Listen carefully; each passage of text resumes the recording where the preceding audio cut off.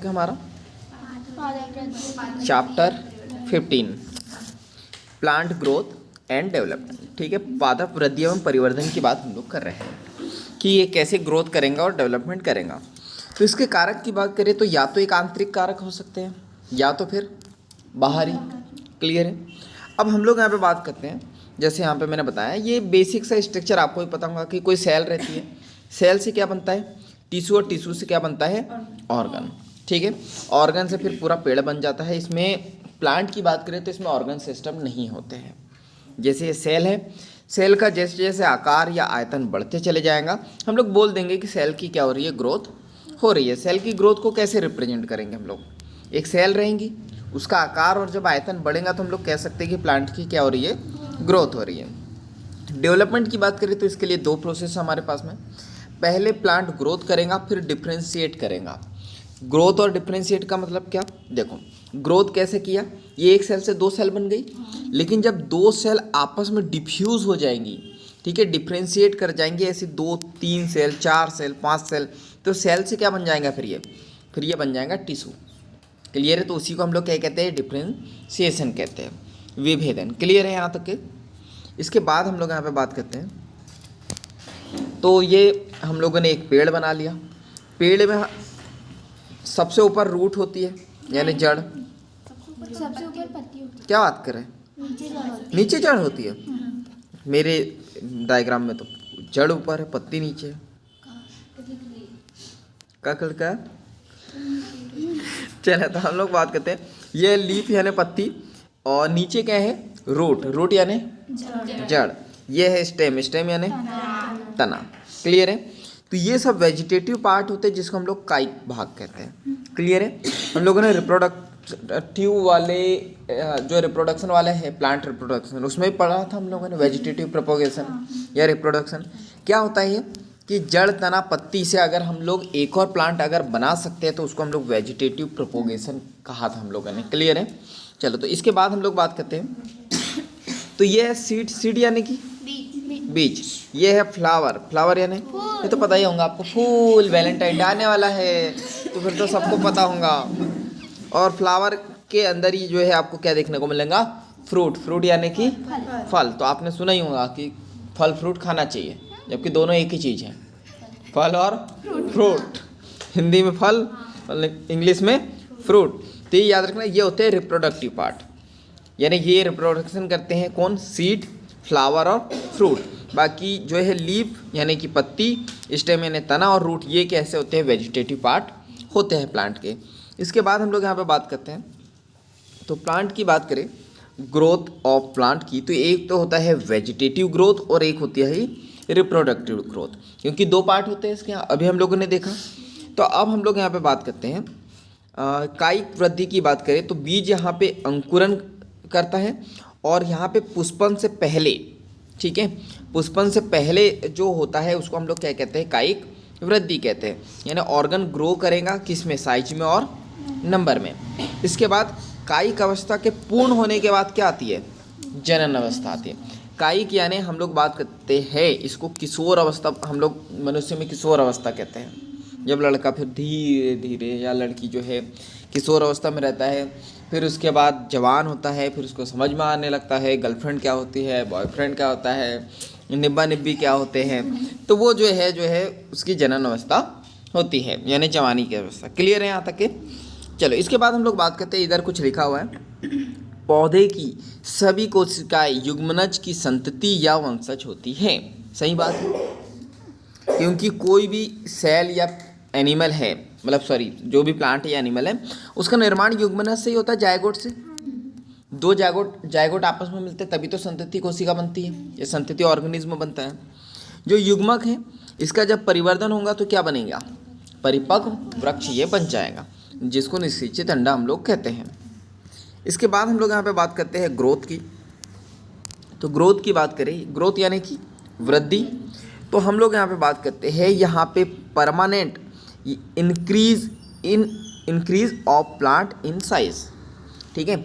यहाँ पे ग्रोथ जो होती है परमानेंट होती है, मतलब कभी ऐसा नहीं हो सकता है कि प्लांट जो है पहले बहुत बड़ा हो गया और आप बोलते नहीं नहीं अब इच्छा नहीं है तो अब छोटा हो जाता, तो ऐसा नहीं होता। ये जो है परमानेंट यहाँ पे जो है यहाँ पे ग्रोथ होती है इसकी। इसके बाद जो है रिक्वायर्ड एनर्जी, प्लांट को ग्रोथ होने के लिए जो है एनर्जी लगती है। इसके बाद में ये एनाबॉलिज्म भी होता है, कैटाबॉलिज्म भी, उपचय भी और अपचयन भी। क्या होते हैं ये मैं पहले बता चुका हूँ आपको, हाँ या ना। एक तो सिंपल मटेरियल को कॉम्प्लेक्स में कन्वर्ट किया जाता है, कॉम्प्लेक्स को जो है सिंपल में, तो ये आप देख लेना। इसके बाद हम लोग यहाँ पे बात करते हैं नेक्स्ट, तो पादप वृद्धि प्रायः अपरिमित है, यानी कि plant growth generally is indetermination. 1 minute, क्या है? इनडिटर्मिनेट। इंग्लिश बहुत अच्छे से आती है ना, तो वैसे तो मैं लोग इंग्लिश वाले स्टूडेंट हो, इंग्लिश में अभी पढ़ ही रहे हो तो अब दिक्कत ही नहीं है। अभी तो इंग्लिश पढ़ पढ़ के इतनी इंग्लिश आ जाती होंगी कि आई भी जो है ऐसा बड़ा बड़ा दिखता होगा आपको। अरे बंद कर दिया इंग्लिश पढ़ना आपने? अच्छा, बहुत सीख लिया। ए एन दा खा खा खा, ता है ती है अंती है, चुका है चुकी है चुका है। तो ये आपने बहुत सारा पढ़ लिया। चलो तो हम लोग बायो पढ़ते हैं इसमें। देखो तो हम लोग यहाँ पे बात करते हैं, फिर से डायग्राम दिखा आपको, किसका किसका? पौधे का। चलो तो ये है पौधा या पेड़ बोलो आप। तो अब हम लोग बात करते हैं, जैसा मैं बता चुका हूँ कि जड़ ऊपर होती है, कहाँ होती है? नीचे।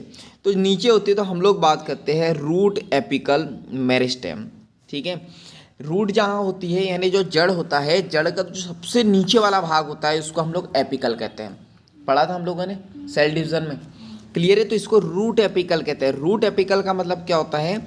रूट का सबसे नीचे वाला भाग या रूट का सबसे टिप वाला भाग, जहाँ पे रूट खत्म होती है, क्लियर है? और यहाँ पे टिश्यू होता है मेरिस्टेम, क्लियर है? मेरिस्टेम टिश्यू क्या होता है?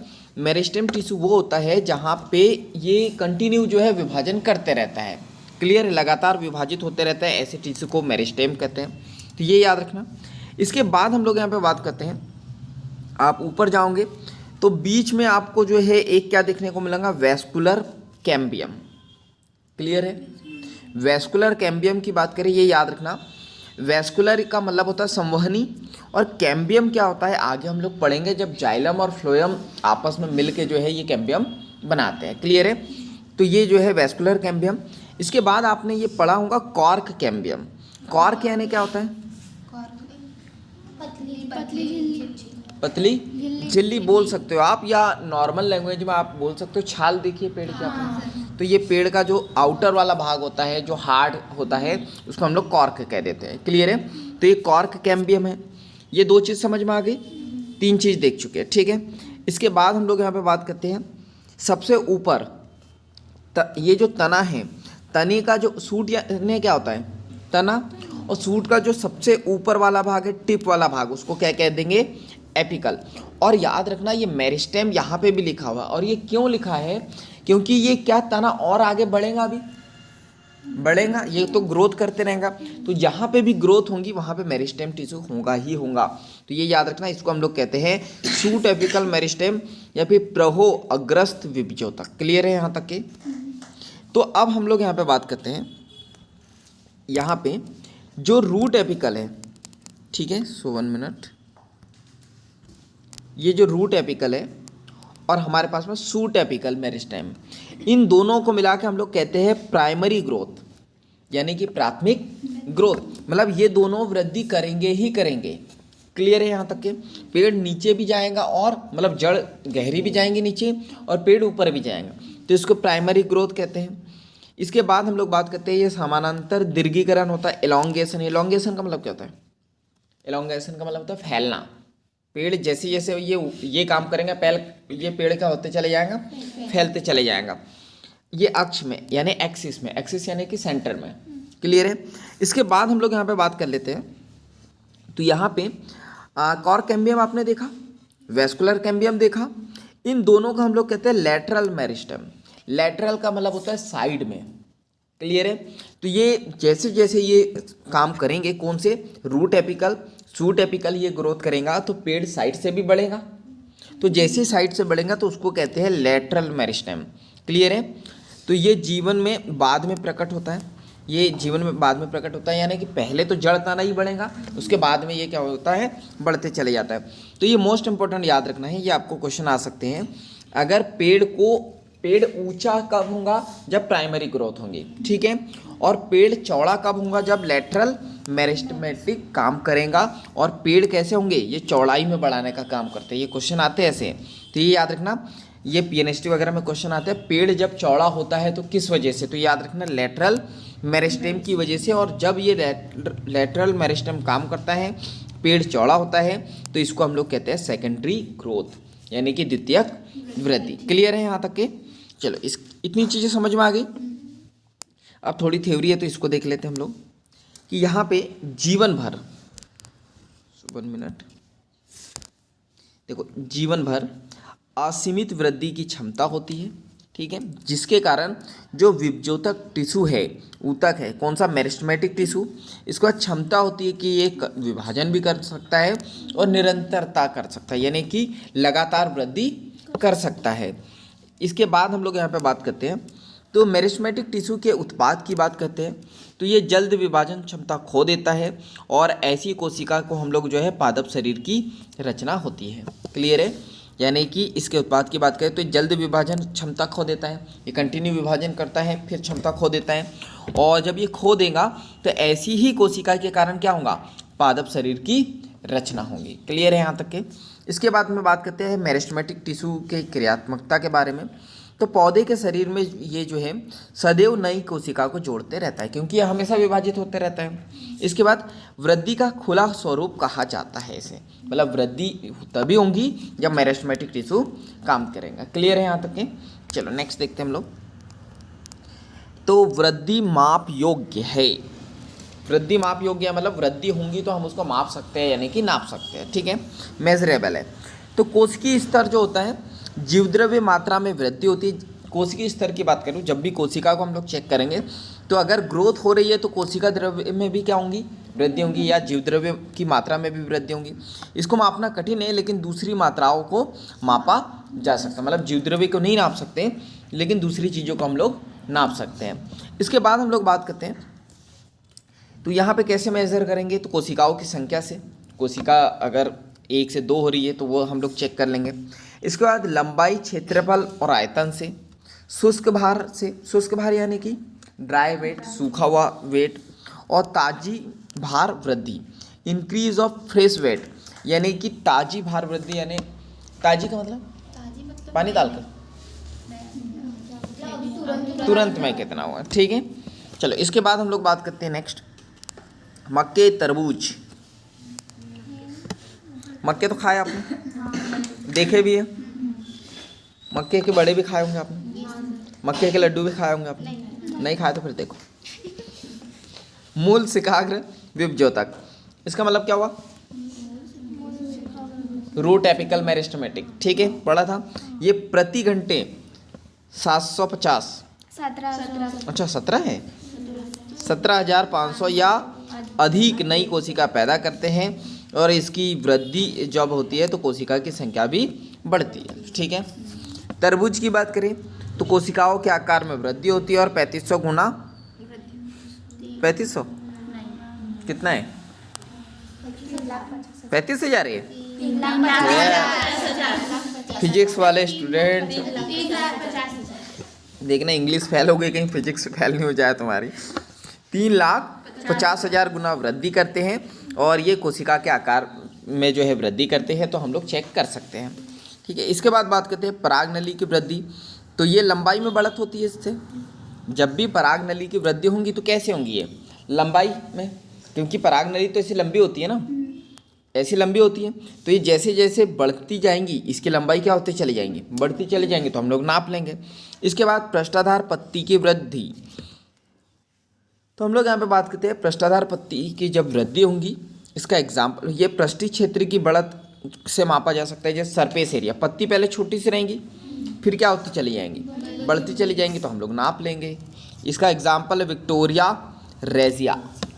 विक्टोरिया रेजिया की पत्ती जो है धीरे धीरे बढ़ती चली जाती है और हम लोग चेक करते चले जाते हैं। क्लियर है यहाँ तक है? बेसिक सा था ये। वृद्धि के चरण देखते हैं हम लोग। चरण यानी कौन से? पैर वाले। फेसेस।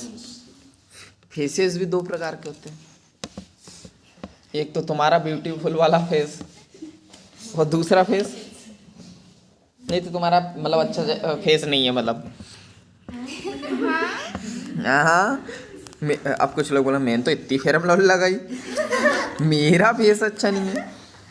चलो तो फेस ऑफ ग्रोथ की बात करते हैं। तो वृद्धि के चरण, तो हम लोग बात करते हैं। सबसे पहले तो यहाँ पे आपको एक नीचे दिखाई देगा मेरिस्टल फेस, ठीक है, जिसको हम लोग कहते हैं कौन सा? विभज्योतिकीय अवस्था।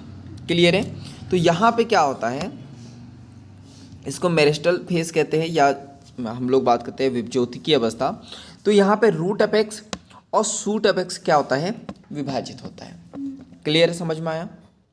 मेरिस्टेमेटिक हम लोग ये पहले भी पढ़ा था कि रूट यानी कि जड़ और तना क्या होता है? ये वृद्धि करते चले जाते हैं, तो इसको मेरिस्टेमेटिक फेस कहते हैं। दूसरा हम लोगों ने बोला था कि जब जड़ और तना वृद्धि करेगा तो पेड़ आउटसाइड से भी जो है चौड़ा होते चले जाएगा, तो क्या पढ़ा था? इलोंगेशन फेस उसको कहेंगे। जैसे मैं बात करूँ, ये पेड़ है, देखो अगर इसकी जड़ बढ़ेगा जड़ और तना ये वृद्धि करेंगे तो ये क्या होगा? यहाँ से भी चौड़ा होगा, तो इसको कहते हैं इलोंगेशन। ठीक है, इसके बाद लास्ट आता है मैचुरेशन फेस। ठीक है, जहाँ पे इसमें हेयर्स आ जाते हैं। रूट जो जड़ है कभी उखाड़ के देखिए उसको, तो उसमें जो है हेयर्स रहते हैं। ठीक है, तो उसी को हम लोग कहते हैं मैचुरेशन फेस। चलो इसके बाद हम लोग बात करते हैं, तो यहाँ पे ये बताया गया है विभज्योतिकीय अवस्था में क्या होता है। तो ये कोशिकाएं जो है यहाँ पे अबंडेंट प्लाज्मो क्या है ये? प्लाज्मोडेस्मेटल, यानी कि यहाँ पे बहुत सारे, अबंडेंट का मतलब होता है बहुत सारे प्लाज्मोडेस्मेटा रहेंगे। क्लियर है? प्लाज्मोडेस्मेटा क्या होते हैं? जो पढ़ाया था मैंने, आड़े टेढ़े होते हैं। ठीक है, और इनका काम क्या है?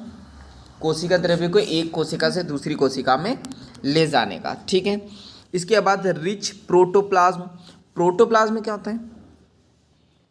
बताया था मैंने, कई बार क्वेश्चन भी आता है।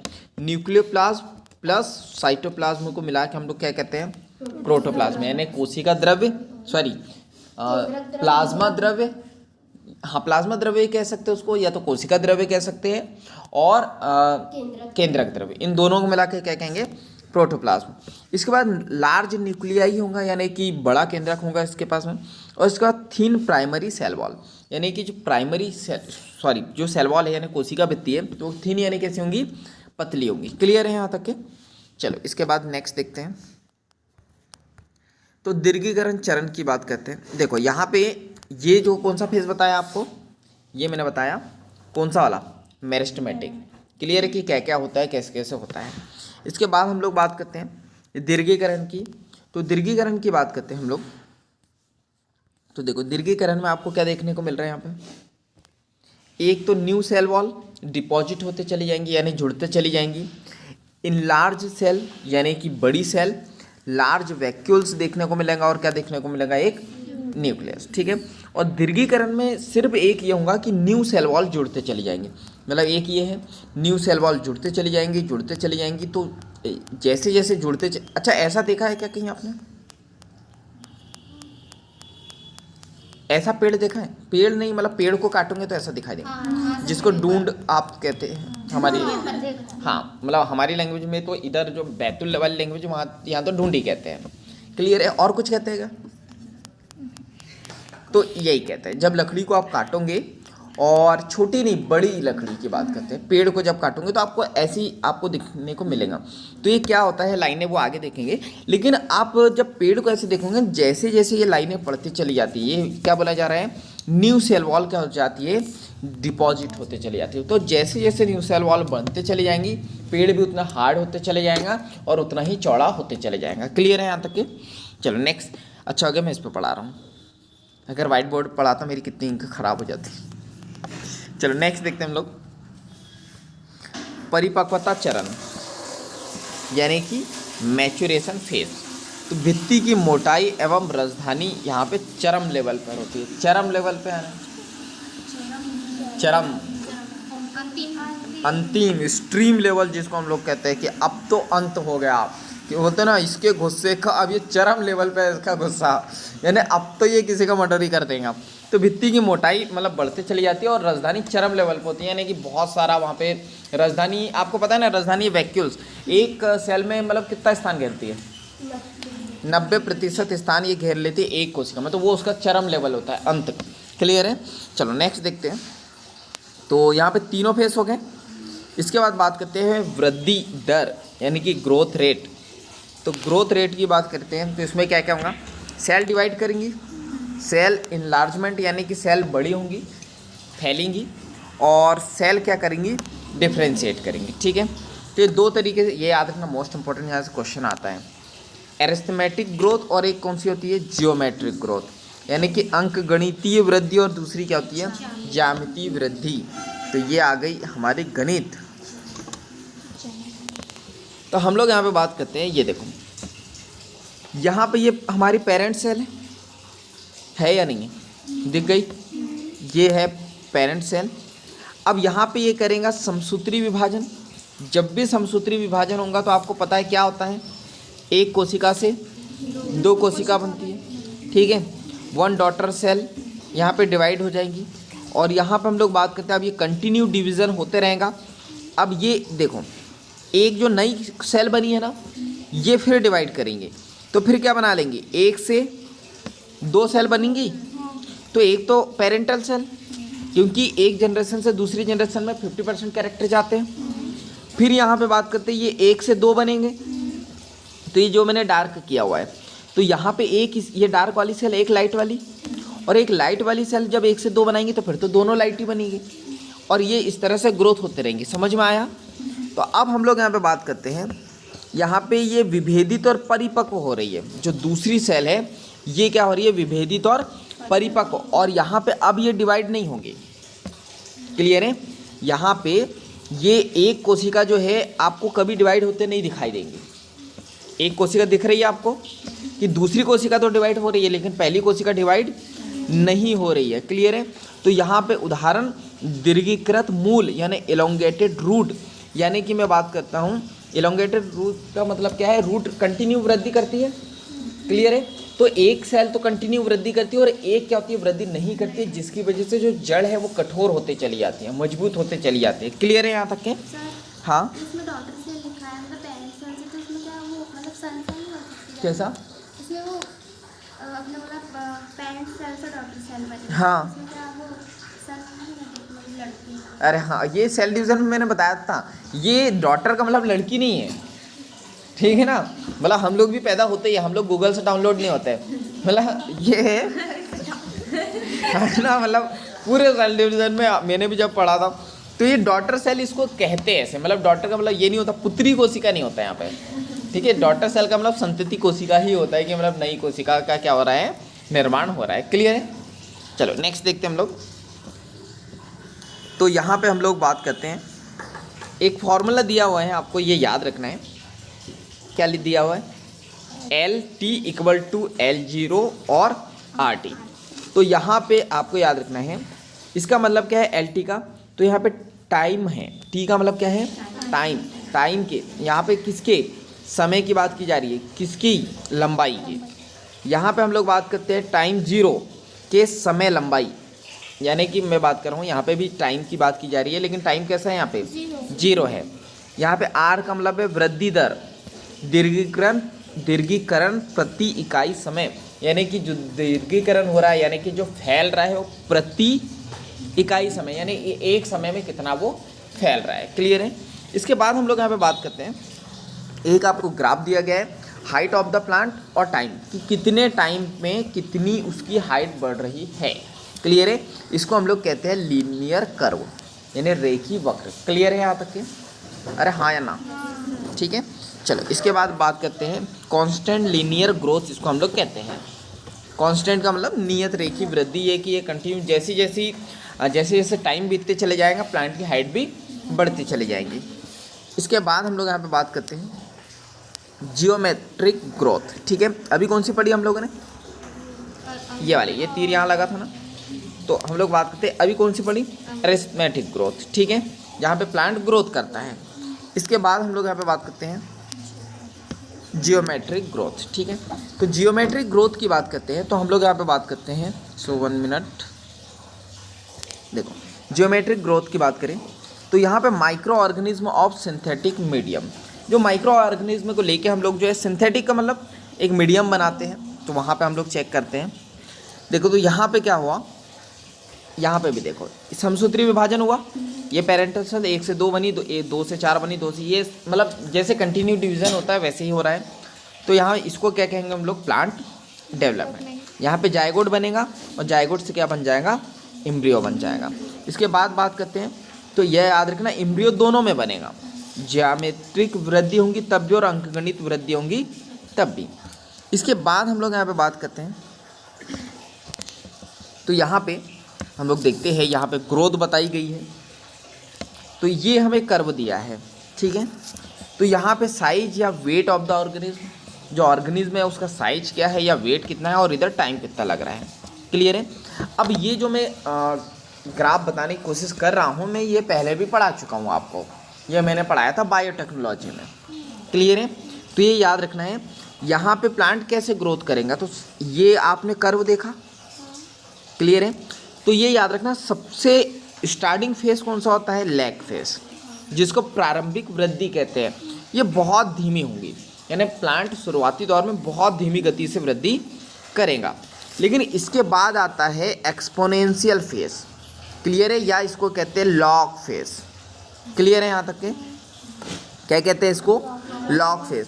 तो ये जो लॉग फेज है ना, इसको कहते हैं चरघातांकी चरण।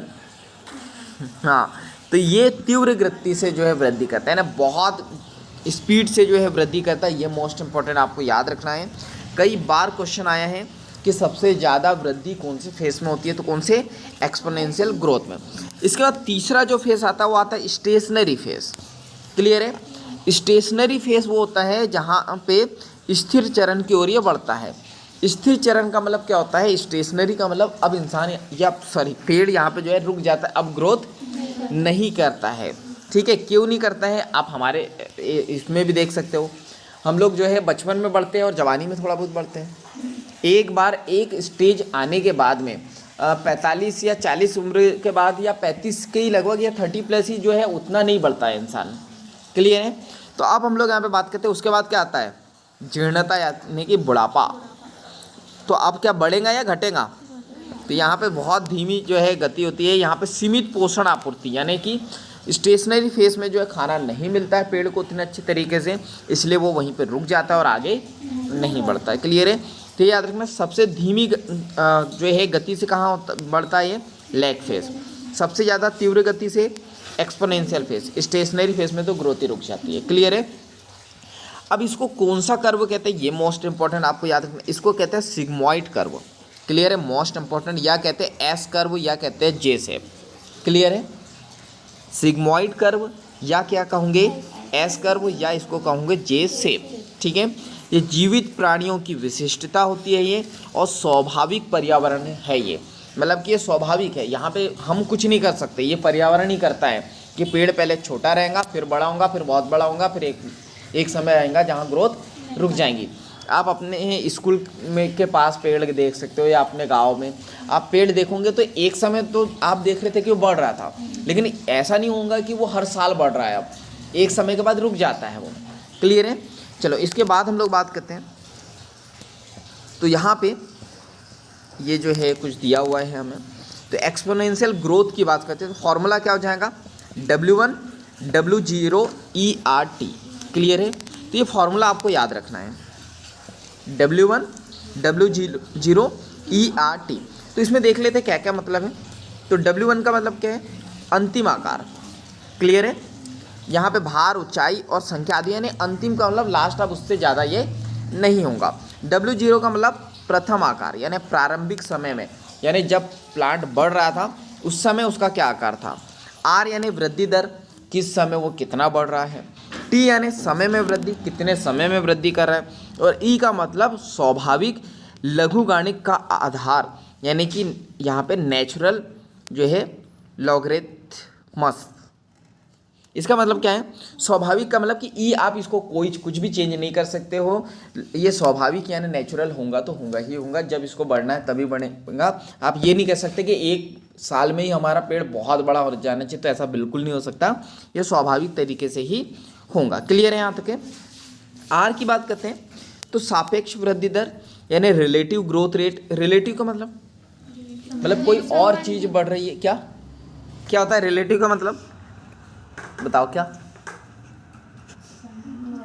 क्या संबंध नहीं हाँ वो तो मतलब उसमें अगर इसकी रिस्पेक्ट की बात करें, रिलेटिव की बात करें, जैसे मैं बात करूं यहाँ पे वृद्धि दर की बात करें, जैसे मैं बात कर रहा हूँ रिलेटिव उसको कहेंगे, जैसे अभी हम लोगों ने पढ़ा था कि जड़ तना अगर बढ़ेगा तो वो चौड़ाई में भी बढ़ेगा, तो उसको कहते हैं रिलेटिव ग्रोथ। इसके बाद बात करते हैं पौधों द्वारा नई पादप सामग्री को पैदा करने की क्षमता को मापने के लिए हम लोग जो है आर का यूज़ करते हैं। इसके बाद दक्षता सूचकांक यानी इफिशियंसी इंडेक्स। इफिशियंसी का मतलब क्या होता है? या दक्षता। इफिशियंसी यानी कि वो पेड़ की कितनी क्षमता है, इफिशियंसी कितनी है। क्लियर है यहाँ तक है? अतः W1 निर्भर करता है किस पे? W0 पे। तो देखो इसका मतलब क्या बोल रहा है? W1 यानी क्या है? अंतिम आकार, और W0 यानी कि प्रथम आकार। तो सिंपल सी बात है, अंतिम आकार उस किस पे डिपेंड करेगा? प्रथम आकार पे। क्लियर है? तो ये याद रखना। इसके बाद हम लोग यहाँ पे बात करते हैं, तो ये इतना देख लेते हैं हम लोग। तो हम लोग बात करते हैं जीवित प्राणी की वृद्धि के बीच मात्रात्मक तुलना। क्लियर है? तो एक तो है परम वृद्धि दर यानी कि एब्सोल्यूट ग्रोथ रेट, और दूसरी कौन सी है? Relative growth rate. क्लियर है? देखो अभी तो मैं यहाँ पर बता रहा हूँ डायग्राम के द्वारा, लेकिन यहीं पे समझाओ एब्सोल्यूट का मतलब क्या होता है? फिक्स 10 है तो 10 है, लेकिन रिलेटिव ग्रोथ रेट क्या है कि ये 10 है और ये 10 है, तो सामने वाला भी 11 हो सकता है या 9 हो सकता है, यानी उससे रिलेशन है कुछ ना कुछ। क्लियर है? तो ये याद रखना, एब्सोल्यूट का मतलब मापन और प्रति यूनिट टाइम की वृद्धि, और रिलेटिव का मतलब क्या है? प्रति यूनिट प्रारंभिक मापदंड, यानी प्रारंभ में जो होगा उसके अकॉर्डिंग ये हो जाएगा। चलो तो ये पत्ती ली गई है। अब हम लोग बात करते हैं, यहाँ पे A1 दिया हुआ है, तो हम लोग बात करते हैं एक A1 पत्ती है हमारे पास में, और एक कौन सी है हमारे पास में? A। ठीक है? तो A की बात करते हैं, तो यहाँ पे कितनी ग्रोथ हो रही है इसकी? 5 सेंटीमीटर स्क्वायर। क्लियर है? अब इस A1 की बात करें तो 10 सेंटीमीटर स्क्वायर। क्लियर है यहाँ तक के? अब हम लोग यहाँ पे बात करते हैं ग्रोथ कितनी हुई? प्लस 5% हुई। अरे 5 था, दूसरी कितनी है? 10। कितनी ग्रोथ हुई? 5, यानी 100% ग्रोथ हुई, डबल हो गया ना, 5 का 10। तो इसको रिलेटिव ग्रोथ यहाँ की क्या हो गई? यहाँ पे वृद्धि हुई। क्लियर है यहाँ तक के? इसके बाद हम लोग बात करते हैं दूसरी पत्ती के बारे में। दूसरी पत्ती कितनी है? B है और एक B1 है। B की ग्रोथ कितनी है? 50 सेंटीमीटर स्क्वायर। अब ये जो B1 है इसकी ग्रोथ 55 सेंटीमीटर स्क्वायर। क्लियर है? लेकिन अब मैं बात कर रहा हूँ यहाँ पे कितना हुआ? मात्र यहाँ पे भी प्लस 5 सेंटीमीटर स्क्वायर, लेकिन ग्रोथ कितनी हुई है? 100% नहीं हुई है। कितनी? 10%। तो यहाँ पे रिलेटिव ग्रोथ क्या हुई है? घटी है। क्लियर है? लेकिन अब यहाँ पे देखा जाए, ये दोनों को कंपेयर किया जाए, तो यहाँ पे दोनों की एब्सोल्यूट ग्रोथ क्या है? बराबर है। क्या? हाँ। क्लियर है? इन दोनों की एब्सोल्यूट ग्रोथ क्या है?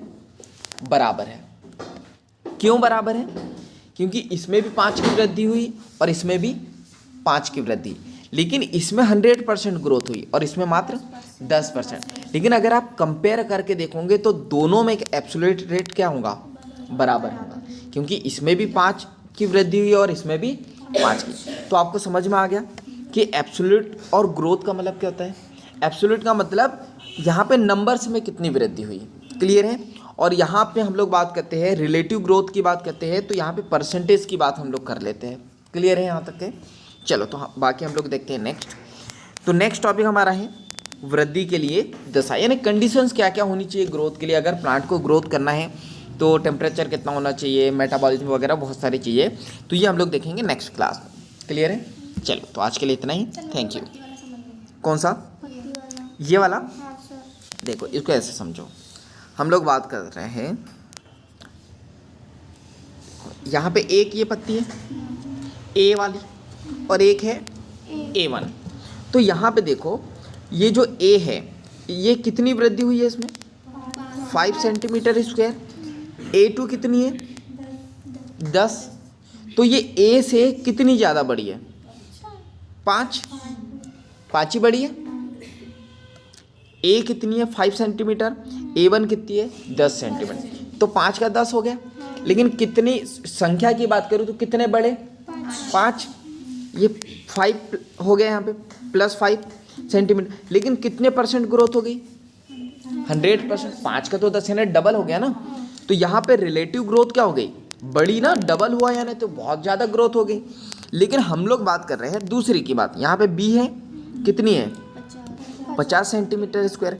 B1 55 centimetre square. कितना बड़ा? मात्र 5 बड़ा। अब ग्रोथ क्या 100% हुई? कितनी? 10%। क्लियर है? क्योंकि 50 का सिर्फ 55 ही हुआ है। तो यहाँ पे रिलेटिव ग्रोथ क्या हुई? कम हुई। क्लियर है? लेकिन आप दोनों पत्ती को कंपेयर करके देखोगे तो जो एब्सोल्यूट ग्रोथ है वो बराबर ही है। आप परसेंटेज वाइज ना देखो, आप क्वांटिटी वाइज देखो। तो एब्सोल्यूट ग्रोथ की बात करें, इसमें भी 5 बड़ा है और इसमें भी 5 ही बड़ा है। तो एब्सोल्यूट ग्रोथ तो दोनों की बराबर है। लेकिन रिलेटिव ग्रोथ की बात करूँ तो दोनों में ज़मीन आसमान का अंतर है। इसमें 100% ग्रोथ हुई है और इसमें मात्र 10%। क्लियर है? समझ में आया? तो यही समझना था। 2 प्रकार की हमको ग्रोथ समझनी थी, रिलेटिव यानी परसेंटेज में कितनी हो रही है और एब्सोल्यूट यानी फिक्स है कि कितनी क्वांटिटी में कितनी हो रही है। क्लियर है यहाँ तक है? चलो ठीक है, तो आज के लिए इतना ही, बाकी हम लोग पढ़ेंगे नेक्स्ट क्लास में। Thank you.